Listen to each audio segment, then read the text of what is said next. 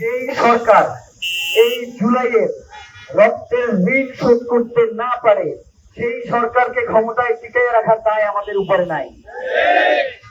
আমরা ততক্ষণ পর্যন্তই এই সরকারের সাথে আছি যতক্ষণ পর্যন্ত এই সরকার শহীদ শরীফ ওসমান হাদির হত্যার বিচারের জন্য সোচ্চার রয়েছে এবং বিচার নিশ্চিত করবার জন্য কাজ করবে। এর বাইরে আমরা তার পক্ষে নাই। কারণ এখন পর্যন্ত আমরা মনে করছি যে এখন পর্যন্ত জুলাইয়ে আমরা যে গণ অভ্যুত্থান ঘটিয়েছি, আমাদের ভাই বোনেরা এই রাজপথে যারা রক্ত ঝরিয়েছে, আমরা প্রত্যেকে প্রতারিত হয়েছি বলেই আমরা মনে করি। কারণ জুলাইয়ের পরে যেই বাংলাদেশ করবার কথা আমাদের ছিল, এই বাংলাদেশকে আমরা এখন পর্যন্ত দেখতে পাইছি। এখন পর্যন্ত এই জুলাই অভ্যুত্থানের পরে 50,000 পুলিশের সৈন্য, 50,000 পুলিশ যারা চাকরি থেকে পালিয়ে বেড়াইছিল, এখন সেইখানে নিখোঁজের সংখ্যা 20,000। তার মানে আওয়ামী দোষর যে 30,000 পুলিশ তারা এখন চাকরিতে আবার ফিরছে।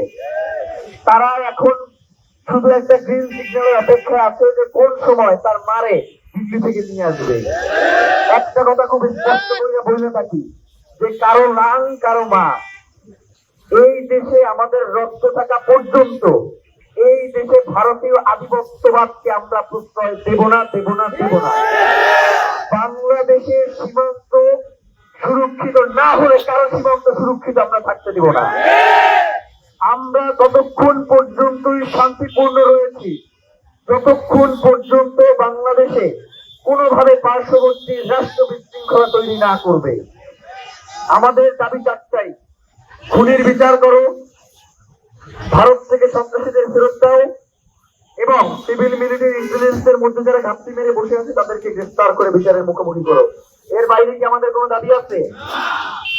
এই যে বারংবার নির্বাচনের সাথে হাদি হত্যাকে সংযুক্ত করা হয়, আপনারা আমাদেরকে একটা কথা বলি আপনাদেরকে, এই যে ইলেকশন কমিশনার সে কি বলেছে যে হাদি হত্যা নাকি একটা বিচ্ছিন্ন ঘটনা, বলছে না?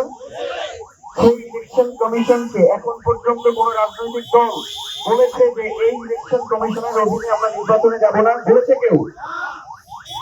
আমরা রাজনৈতিক দলগুলোকে স্পষ্ট করে বলে দিতে চাই, আমরা তাকেই ভোট দেব যে হাদি হত্যার বিচারের দাবিতে যেই রাজনৈতিক দল রাজপথে সোচ্চার থাকবে। আমরা তাকেই ভোট দেব যে ভারতীয় আধিপত্যবাদের বিরুদ্ধে স্লোগান দিয়ে ক্ষমতায় আসবে। আমরা তাকেই ভোট দিব যে বাংলাদেশে ইনসাফ কায়েমের লড়াইয়ে সকলের সামনে থাকবে।